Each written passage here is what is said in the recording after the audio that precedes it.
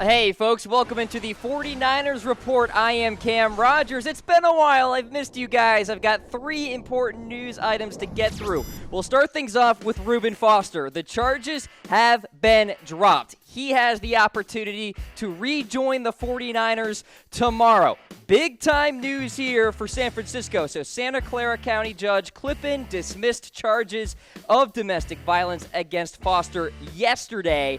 And guys, the judge essentially put the hammer on the district attorney here, saying there was very little evidence at all to essentially go forward with a trial against Reuben Foster. Now, you may be wondering about the weapons charge.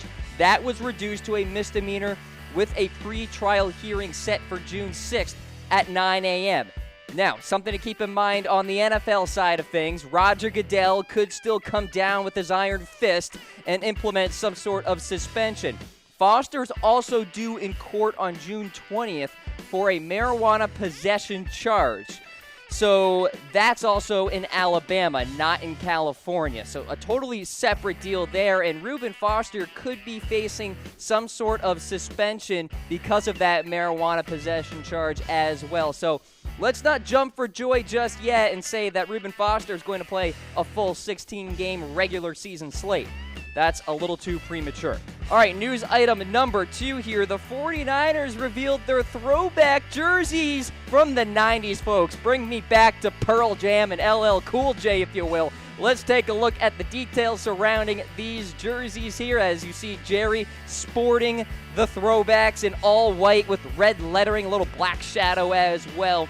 They were showcased at the final State of the Franchise event. And I gotta say, guys, I'm a pretty darn big fan of these. I think they're going to be looking pretty darn swift in 2018 when they do sport these jerseys here. You know, they kind of remind me of the Color Rush in a sense. They have the all-white kind of look there, so something that I certainly am a fan of. And Joe Staley looking good as well. All right, folks, let's get to news item number 3 on the list here. And Jed York actually abstained from the national anthem policy voting. He did not participate. It was a unanimous vote, 31-0 though. Jed York said, no thanks, I'm not voting on this. And you guys probably heard the news recently that the NFL has etched the national anthem policy into legislation. The players are essentially required to stand during the national anthem if they are on the field. They can choose to remain in the locker room. But if they do kneel on the field, that's when punishment can come down by way of fines of the teams, and then the teams can punish their respective players. Now, Jed York, interesting statement here saying that he may actually stop concession sales during the national anthem, just so, you know, people are paying attention and paying their fair share of respects, etc. Now, do you guys approve of the national anthem policy etched into legislation there by the National Football League? It's a big-time point of conversation these days. Hit me up in comments on Facebook Live as well as YouTube. I do go back and read them, so be sure to be nice to me, please. All right, folks, that's the rundown with the latest news. Let's go into the latest rumors now. Will Jimmy Garoppolo be the best quarterback ever?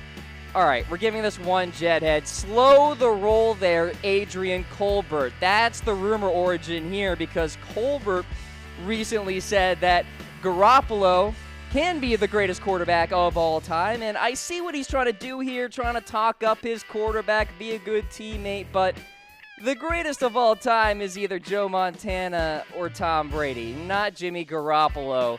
But Garoppolo could get there. Who am I to say that he can't be the greatest quarterback of all time? He's already in the MVP discussion. If you want to talk about the Vegas odds makers out there, you may recall in the last 49ers report that I had, I was talking about the MVP potentiality for Jimmy Garoppolo. Now, you take a look at the stats there from the last few games, and a lot of yards, a lot of opportunity for him to grow as well. Had a few interceptions in some games, and perhaps that could deter you a little bit, but look, this is Jimmy Garoppolo coming on over from New England to San Francisco, adjusting to a new offense, and you know what? Overall, panned out pretty darn good. In fact, I am a big-time Jimmy G fan because I have him inside my top 10 of quarterbacks entering the 2018 season. So, greatest quarterback ever, one Jedhead there. Let's slow the roll. But, there's plenty of time to, of course, change that opinion. All right, let's get to rumor number 2 on the list. Will Jerick McKinnon have a breakout season? 3 Jedheads here thinking it's pretty darn likely for a few reasons. First of all, the rumor origin of all this is that Jerick McKinnon is glowing at OTAs right now. He's been all over the football field, catching passes from Jimmy Garoppolo. Actually, Matt Barrows has the over-under set at 73 receptions for Jerick McKinnon in the 2018 season. 73!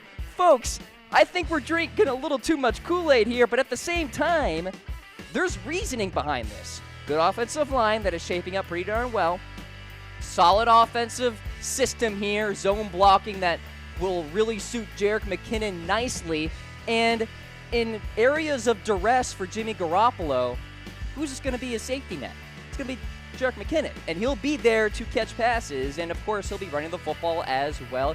Take a look at the running back depth chart here for San Francisco, and these names shouldn't really scare Jerick at all. Joe Williams coming back from injury. Matt Breida had an opportunity to really cement himself in 2017, showed some flashes, but he's not the 3-down running back. Jerick McKinnon is. So breakout season for the 49ers, thinking pretty darn likely. How about for fantasy football perspectives?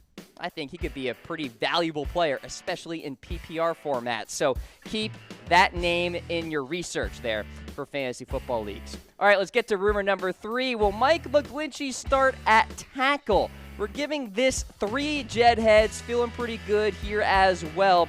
So the rumor origin coming from SB Nation and OTAs, essentially, where Mike McGlinchey was getting a lot of reps out there on the football field, getting a lot of opportunities with the starters. And when you select Mike McGlinchey at number 9 overall in the 2018 NFL Draft, you better well plan on starting this guy at some point.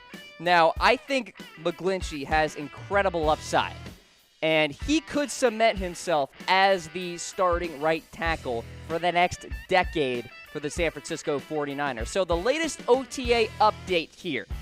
This was the starting front 5 in the portion of OTAs that was available to media members. Joe Staley at left tackle, Lincoln Tomlinson at left guard. You got Richburg there at center. Joshua Garnett, I'll talk about him later, at right guard, and then Mike McGlinchey there at right tackle. Very real opportunity for Mike McGlinchey to be the starter in Week 1, especially with that Trent Brown trade going down during the draft time.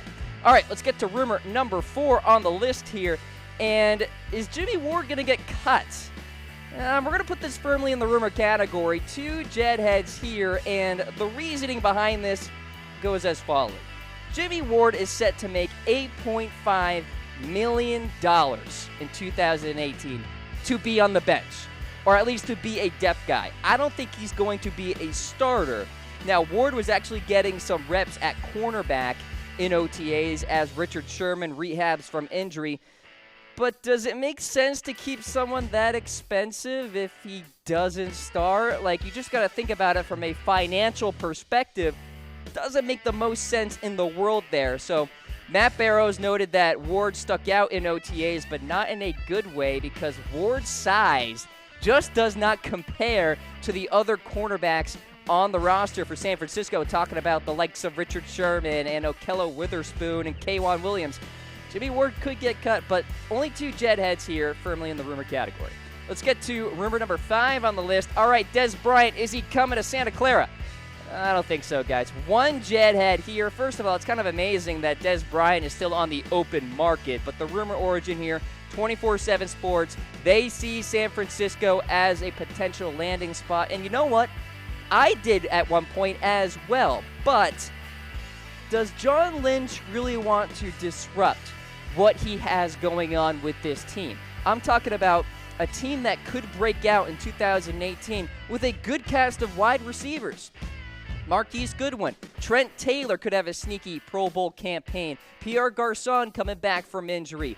A lot of good players on that team. Oh yeah, Richie James, Dante Pettis, the rookies that perhaps could flash this coming season. So Dez Bryant to the 49ers, the only way it makes sense is from a financial perspective because San Francisco has so much salary cap space, but that's the only reasoning at this juncture. So one jet head on that one. And then finally here, how about Richard Sherman? Is he relishing himself in terms of being a leader? Well, we're going to give this 4 jet heads here.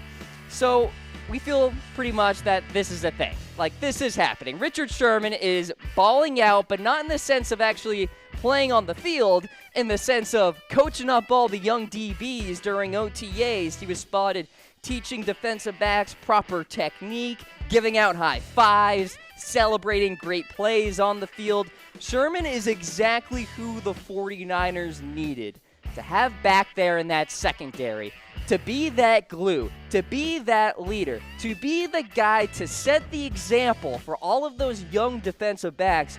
And so far, so good in terms of the leadership front for Richard Sherman here. And oh, by the way, he actually treated all of the defensive backs to dinner and a go-kart outing. So sometimes it's the little things like that to build a little chemistry.